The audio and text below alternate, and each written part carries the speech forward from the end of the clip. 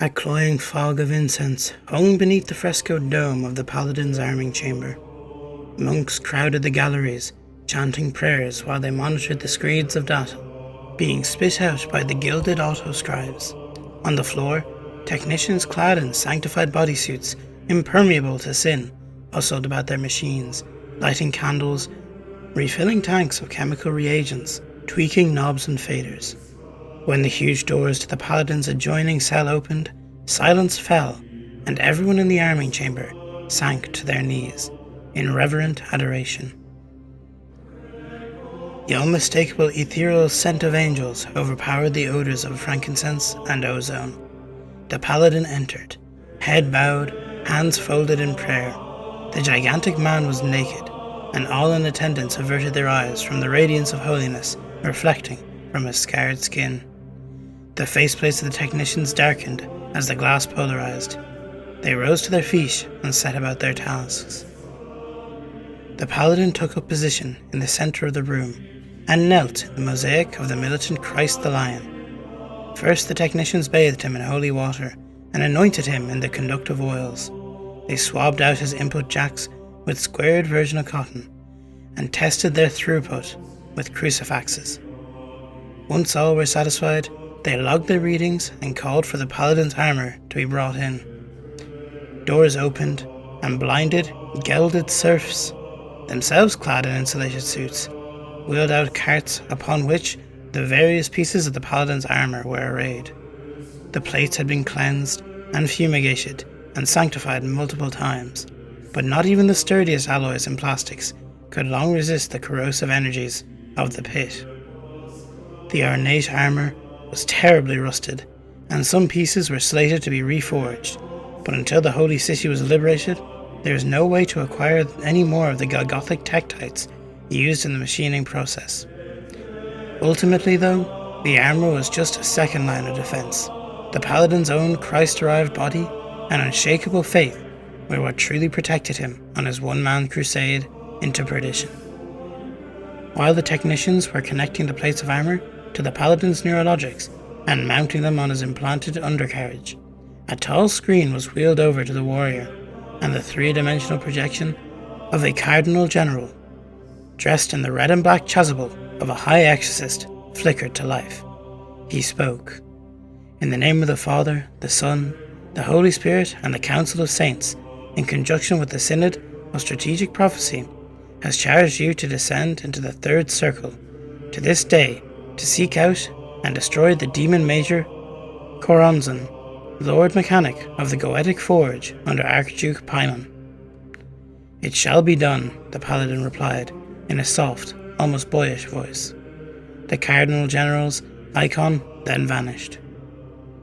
Once the Paladin's armor was sealed and pressurized, its systems tested and cleared for operation, the attending technicians once again knelt for a final prayer. The Paladin took up his shield and sword, while everyone else filed out of the chamber. Once all were gone, the black door in the far wall painfully cracked open. A puff of infernal energies leaked into the room like a shimmer of heat, making the Paladin's armor sizzle faintly. Slowly, and with all the ponderous weight of a tank grinding into motion, the Paladin crossed the floor and entered the airlock. The black door ground shut behind him and sealed. Vents in the walls screamed and bled as infernal atmosphere replaced material air. His armor steamed. And finally, the opposite door yawned open, and the Paladin began his descent into the raving blackness of hell.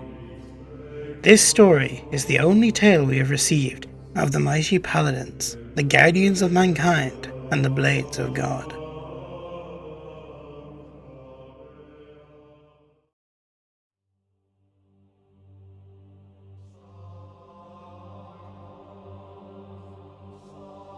The Paladins of Trench Crusade are some of the most formidable warriors in the ongoing war against Hell.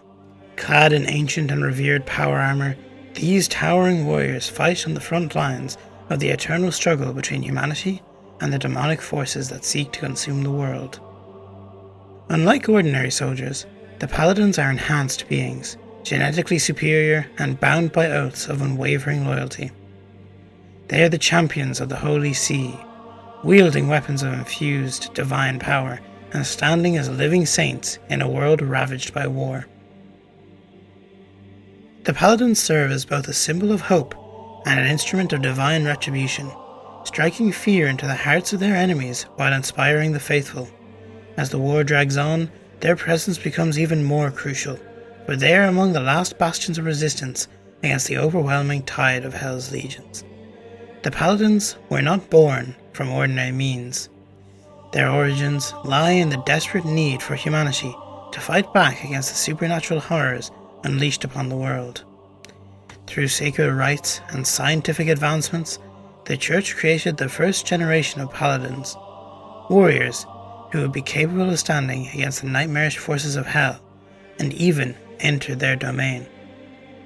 These warriors are not chosen lightly. Only the most devout and genetically suitable individuals are selected to undergo the rigorous transformation that will forge them into Paladins. The process itself is grueling, involving intense physical augmentation, spiritual conditioning, and combat training that surpasses that of any ordinary soldier, or even those of the likes of observers or communicants. Those who survive emerge as beings greater than men, but still bound by the divine authority of the Church. The selection process is as much a test of faith as it is of physical ability. Candidates must endure countless trials, proving their unwavering dedication to the cause before they are even considered for transformation. Many perish in the pursuit of paladinhood, unable to withstand the immense demands of their training. Only the strongest, both in body and soul, emerged victorious, ready to take up the mantle of the Holy See's most elite warriors. The Paladins are deployed in some of the most dangerous and critical battles of the war.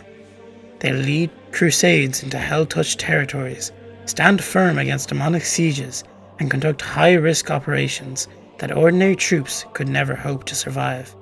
Their primary objective is the eradication of demonic forces, often requiring them to engage in prolonged combat against some of the most powerful beings in existence.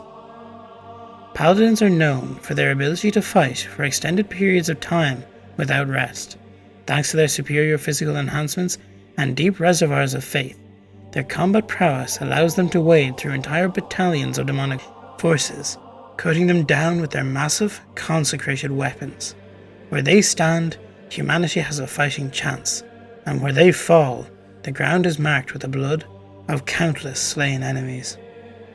News of their works alone is enough to rally the faithful forces. The knowledge of such strong forces fighting for the faithful turn what would have been routs into triumphant counter-offensives. They do not simply fight, they inspire, ensuring that every warrior fights with unwavering conviction. The Paladins are organized under the direct authority of the Holy See, with their leadership composed of the most experienced and venerated warriors. They are not numerous, and each Paladin is considered a valuable and irreplaceable asset in the war effort. So far, only 12 Paladins have been created, and for the last 3 centuries, no more have successfully passed the trials or successfully lived through the transformation to make them into Paladins. The loss of one of these warriors is a significant blow to humanity's struggle, and as their numbers are limited and the process of creating new Paladins unsuccessful, every attempt for the last 3 centuries has led to failure. Within the Paladin Order, ranks are determined by experience and accomplishments. Paladins are far beyond ordinary men. Their bodies are augmented through a combination of sacred rituals and scientific advancements, making them physically superior in every way. These enhancements include increased strength and endurance. A paladin is capable of wielding weapons far larger and heavier than that of a normal soldier. Their endurance allows them to fight for days without tiring, making them nearly unstoppable on the battlefield. Their bodies are highly resistant to wounds that would kill a normal man. Even when grievously injured, they continue to fight, their sheer willpower and divine fortitude keeping them standing. While not invincible, Paladins possess rapid recovery capabilities that allow them to survive injuries that would be fatal to a lesser warrior. Paladins are also trained to resist fear, doubt, and the insidious whispers of the demonic entities that they face. Their faith is their shield, making them impervious to the mind-warping horrors of hell. The armour of a paladin is a relic in itself, a holy artifact crafted from rare and sacred materials known as Galgothic tektites. These power-armoured suits are inscribed with divine scriptures and protective blessings, making them resilient against both physical and supernatural attacks. Each suit is uniquely tailored to its wearer and maintained with the utmost reverence, as the loss of such an artifact would be a tragedy of immense proportions. Paladin armour provides not only superior protection, but also enhances the wearer's strength and combat capabilities. It allows them to withstand the blows of demonic titans and wade through the fires of hell without succumbing. However, maintaining these suits is increasingly difficult, as the war has stretched resources thin, and the ancient techniques used to craft them are fading from memory. The design of paladin armour varies depending on the warrior's role. Heavy frontline paladins often wear massive, plated suits that render them near impervious to harm, while those specialised in mobility and precision combat utilising lighter armour, granting them greater agility. Despite these variations, all paladin armour shares one common trait: its ability to channel and amplify the divine energy of its wearer, making it more than mere metal and circuitry. Paladins wield weapons of immense power, each infused with holy energy and designed to obliterate demonic entities. Forged from the same Galgothic tektite as their armour, it is resistant to the fires of hell and brutal and effective weapon against any demon they cross paths with. Originally, there were 12 paladins, but now only 9 remain. 2 have fallen in battle, and it is rumoured that 1 has turned traitor, though the church vehemently denies such slander upon pain of death. Despite ceaseless efforts, the Holy Mentalist Order have been unable to produce even a single new paladin in the last 3 centuries. One paladin, Paladin Engelier, perished in a fight against the first of the Great Grail hegemons. They vanquished the foe, but sadly fell in battle. Though the great host was defeated, it dealt just as deadly a blow to the faithful forces, with the loss of such a precious fighter. This is the only death of a paladin that we know of. The deaths of the other paladin is unknown, and the rumours about the third traitor are shrouded in much mystery. As the war drags on, the future of the Paladin Order grows uncertain. Their numbers dwindle, and the ability to create new paladins non-existent. They must rely on the fighters that they have left. With the world teetering on the brink of destruction, the questions remain. Can the paladins alone turn the tide of war, or will their sacrifices be in vain as Hell's forces grow stronger? What is certain is that as long as a single paladin stands, humanity will not surrender. Their faith is their greatest weapon, and their unyielding resolve ensures that they will fight until the last breath, until the final demon is slain, until the world itself crumbles around them. The war continues, and the paladins remain the shining beacons of hope in the darkness. Their legacy is one of sacrifice and devotion, unrelenting strength. So long as their order endures, the fight against hell will never be lost.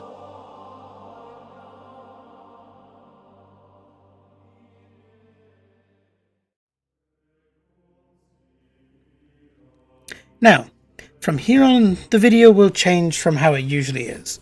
I'm no longer looking at the facts we've received from the lore primer and from the various socials from Mike and official sources, but I'm not done yet. These guys are by far the coolest things in the settings, next to maybe the Hegemons, Shrine Anchorites, and the Observers. From here on, I'll be delving into my personal theories and clues that might reveal some more about these ferocious warriors. To start with, I have 2 theories as to their historical basis. 12 is a recurring number in both history and religion, the most obvious sign of this being the 12 Apostles of Jesus. This is most likely the origin of the 12 Paladins, not only for their number, but also for their fates. As we know from the lore primer, 2 of the Paladins have already fallen in battle. This draws similarities to the real-life deaths of 2 of the Apostles. Peter and Paul were both martyred in Rome, likely during Emperor Nero's persecution of Christians around 64 to 68 AD. Peter, one of Jesus' closest disciples, was crucified upside down upon his own request, believing himself unworthy to die in the same manner as Christ. Tradition places his execution near the Vatican Hill, where St. Peter's Basilica now stands, and Paul, a former prosecutor of Christians himself, turned key missionary, was a Roman citizen, which granted him the honour of a more honourable execution, of beheading.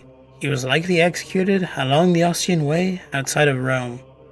Their deaths symbolised the high cost of spreading Christianity in the Roman Empire, and despite their martyrdom, their teachers laid the foundation for the Church, influencing theology and Christian doctrine for centuries. Their graves became pilgrimage sites, and they are venerated as saints. Their legacy endures in the faith they helped establish and the letters they left behind.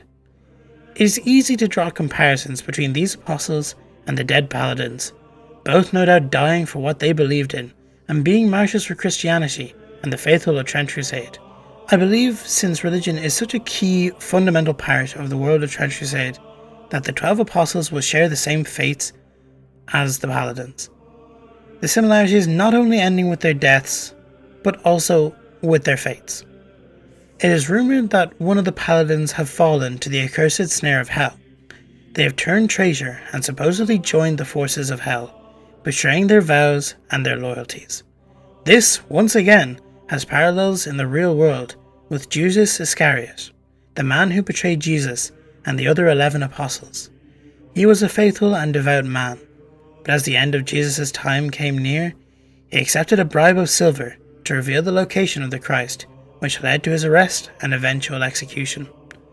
Whether the betrayal committed by the traitor paladin is similar to that of Judas, maybe he betrayed someone key to the faithful forces, leading to their death or capture by heretic forces, just like how Judas Iscariot betrayed Jesus and sold him to the Romans. And in Trench Crusade, this betrayal could be the cause of death for the unknown paladin. As Trench Crusade is a setting heavily based in religious ideology, by nature it would make sense to have these 12 paladins of virtue follow the fates of the apostles as the closest followers of Jesus. However, there is also a surprisingly close match in real-world history and myth as well: the 12 paladins of Charlemagne. These were legendary fighters who defended the king Charlemagne in French literature and myth. Their fates also bring them closer to the paladins of Trench Crusade, as one, Roland, met a fate similar to that of Engellir, dying heroically in battle, followed closely by the paladin Oliver, who died alongside Roland at Roncesvalles, mortally wounded in the battle. The real-life paladins also have a story of betrayal. The paladin Ganelon, who orchestrated the death of Roland. This leads me to believe even further that the betrayal of the paladin in Trench Crusade led to the death of the unknown paladin. The paladins of Charlemagne are no doubt the namesake of the paladins of Trench Crusade, and I believe they have been mixed with both the apostles and the warriors of Charlemagne to create warriors so devout and close to Christ that they are the ultimate warriors of the faithful, as they are formed with the Metachrist blood itself. With these similarities in mind, allow me to draw a theory as to the future and the hidden pasts yet unrevealed of the paladins. I believe that the betrayal of the paladin is the reason that no new paladins have been created in the last 3 centuries. As we know, their process is grueling and requires the purest of Metachrist blood. I theorize that this blood, so crucial to the process, was tainted by none other than the traitorous paladin, and that this is the reason for no new paladins being created. Whether this was done as a result of the wishes of an archdemon the paladin had promised himself to, or for the paladin himself to gain a seat upon the court, somehow, during the sabotage, another paladin found them and attempted to stop them. A conflict broke out. Somehow, during this conflict, the second paladin fell, beaten and bested by someone they truly believed was as loyal and faithful as themselves. A betrayal of the highest order, and a blow that could never be recovered from. And after this, the traitor, escaping into hell itself to claim their place in the hierarchy of the 7-headed serpent. This traitor, whether it was their pride or their greed for power, that drove them to seek this hellish place. Whatever ring they emerged in, they gained a high rank, if not the highest. They may even have gained a seat upon the council itself, becoming a head. This is simply one theory I have, that explains both the cause of death for the unknown paladin, and the act and source of betrayal of the traitorous paladin.